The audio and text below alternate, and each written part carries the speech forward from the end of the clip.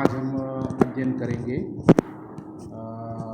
प्लेटो का जो प्रमुख सर्जन है विवेक, साहस, संयम और न्याय, इसके बारे में हम आज अध्ययन करेंगे।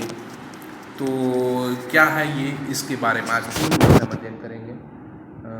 प्लेटो कहता है कि न्याय जो है अहस्तक्षेप की नीति है और प्लेटो के दर्शन में जो न्याय महत्वपूर्ण स्थान रखता है।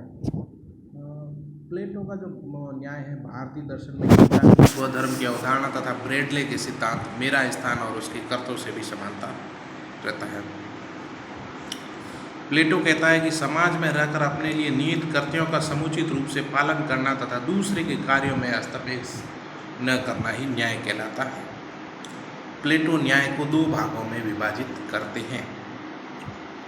प्लेटो के अनुसार न्याय 2 प्रकार का है या 2 भागों में विभाजित करता है, सामाजिक न्याय का सिद्धांत और व्यक्तिगत न्याय का सिद्धांत। सामाजिक न्याय के सिद्धांत के अनुसार प्लेटो कहता है कि प्लेटो के अनुसार समाज प्रमुख रूप से 3 वर्गों में विभाजित है। कितने वर्गों में? 3 वर्गों में। समाज प्रमुख रूप से 3 वर्गों में विभाजित है। प्रशासक वर्ग, सैनिक अथवा योद्धा वर्ग और कृषक अथवा व्यापारी वर्ग। प्लेटो के अनुसार जो प्रशासक वर्ग होता है उसमें विवेक रहता है, विवेक नामक गुण पाया जाता है। सैनिक वर्ग में जो साहस नामक गुण पाया जाता है। कृषक अथवा व्यापारी वर्ग में संयम नामक गुण की प्रधानता पाई जाती है, या इसमें इन गुणों का या सद्गुणों का होना आवश्यक है। प्लेटो कहता है कि जब तीनों वर्ग मतलब प्रशासक वर्ग, सैनिक अथवा योद्धा वर्ग और कृषक अथवा व्यापारी, ये सभी तीनों वर्ग अपने अपना जो जिसका सद्गुण है, नियत सद्गुणों का समुचित रूप से पालन करते हैं, तब स्वतः ही मतलब ऑटोमेटिक समाज में एक न्याय की स्थापना होती है या न्याय का उदय होता है। प्लेटो कहता है कि न्याय ही सर्वोपरि सद्गुण है, क्योंकि यह अन्य सभी सद्गुण है जैसे विवेक, साहस, संयम, इन सभी के मध्य आंतरिक सामंजस्य और संतुलन को बनाए रखता है, इसलिए न्याय को सर्वोच्च सद्गुण माना गया है।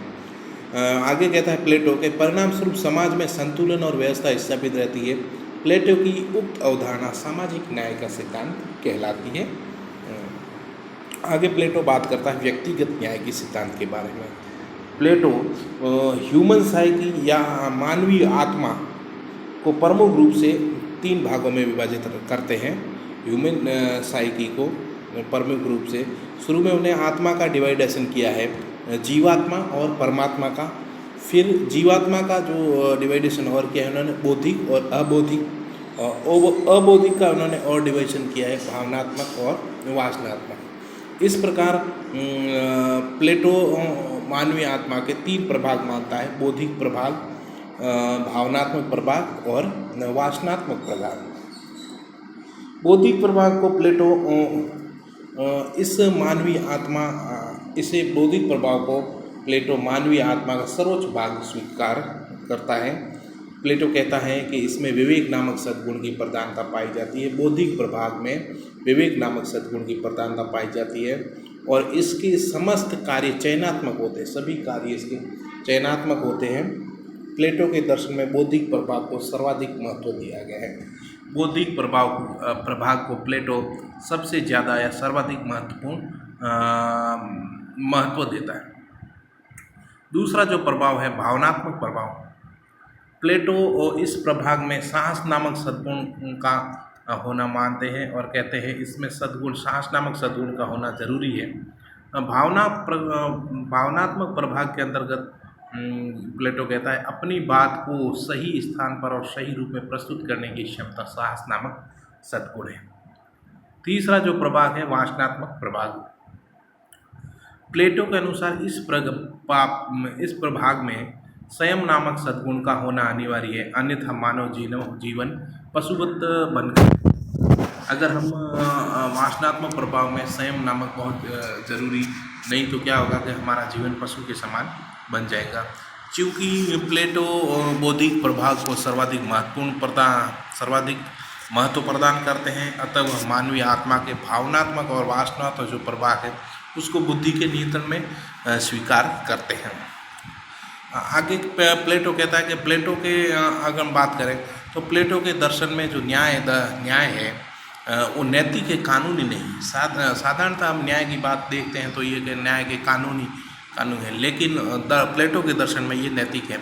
साधारणतः न्याय शब्दावली कानून में ही वर्णित की जाती है। साधारणतः हम देखते हैं कि न्याय शब्द का कानून में ही वर्णित की जाती है, किंतु कानून में जो न्याय बाह्य आरोपित शक्तियों से बाधित है, तो बाह्य जो शक्तियों से बाधित है व्यक्ति नैतिकता का पालन बाह्य दबाव से वसूल, हम नैतिकता का पालन इसलिए बाह्य दबाव से वसूलित होकर करते हैं, नहीं तो हम जैसे हम चोरी नहीं करते हैं या डकैती नहीं करते तो हम हमारे ऊपर दबाव रहता है प्रेशर का, हम नहीं करेंगे तो हमें जेल में डाल दिया जाएगा और हमारे ऊपर केस चल जाएगा।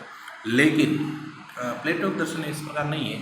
प्लेटो के दर्शन में जो ये न्याय की अंतरात्मा की आवाज़ है जिससे वशीभूत होकर व्यक्ति स्वतः ही हमारे लिए क्या उचित है क्या अनुचित है उनके मध्य भेद स्थापित कर लेता है। अतः प्लेटो का न्याय नैतिक रूप में ही स्वीकार करते हैं, कानूनी रूप में नहीं।